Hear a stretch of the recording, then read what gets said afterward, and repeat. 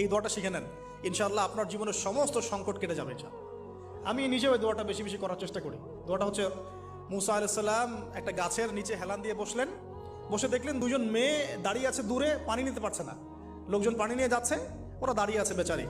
মুসা আলাইহিস সালাম গিয়ে বললেন, কি সমস্যা আপনাদের? তারা বললেন যে আমাদের বাবা অনেক বৃদ্ধ মানুষ, আমরা পানি নিতে পারি না যতক্ষণ না আমাদের কম পানি নিয়ে চলে যায়। তো মুসা আলাইহিস সালাম একটু বললাম না, ফিজিক্যালি খুব স্ট্রং ছিলেন, থাকে না বডি বিল্ডার, সামনে গিয়ে কথা বলে সরো পানি দিতে দাও, তখন মানুষ একটু মূল্যায়ন করে না। তো মুসা আলাইহিস সালাম এভাবে পানি নিয়ে দিলেন এবং বাছুরদেরকে পানি পান করালেন, করিয়ে গাছের নিচে এসে বসে আছেন।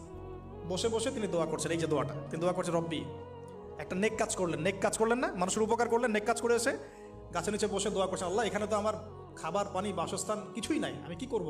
রব্বি ইন্নি লিমা আনজালতা ইলাইয়া মিন খায়রিন ফাকির, রব্বি ইন্নি লিমা আনজালতা ইলাইয়া মিন খায়রিন ফাকির।